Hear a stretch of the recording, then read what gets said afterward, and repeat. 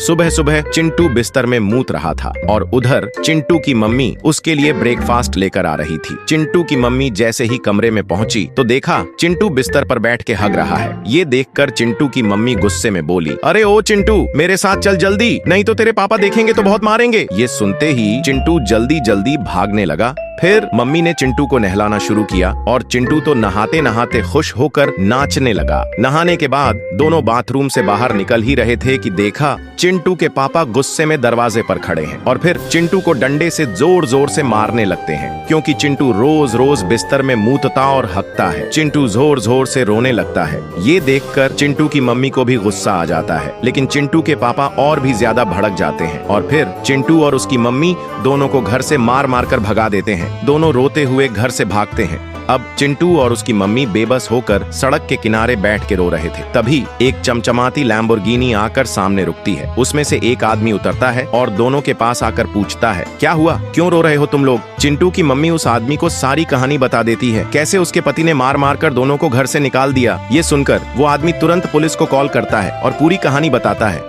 थोड़ी ही देर में पुलिस आती है और चिंटू के पापा को घर से उठाकर ले जाती है। फिर वो आदमी बोलता है, चलो मेरे साथ मेरे घर, अब मैं तुम्हें और तुम्हारे बच्चे को अपनाऊंगा। ये सुनकर चिंटू और उसकी मम्मी खुश होकर उस आदमी के साथ उसके घर चले जाते हैं। घर पहुंचते ही वो आदमी दोनों को खाना देता है और चिंटू और उसकी मम्मी खुशी खुशी सारा खाना खा लेते हैं। फिर रात होती है और तीनों एक ही बिस्तर में सोते हैं। चिंटू बीच में, एक तरफ उसकी मम्मी और दूसरी तरफ उसका नया पापा। सुबह होती है और चिंटू की मम्मी उठती है तो देखती है चिंटू ने फिर से बिस्तर में हक दिया है। फिर चिंटू की मम्मी और उसका नया पापा जोर जोर से हंसने लगते हैं और चिंटू भी बहुत खुश होता है, क्योंकि अब बिस्तर गंदा करने पर उसे डांट नहीं पड़ती।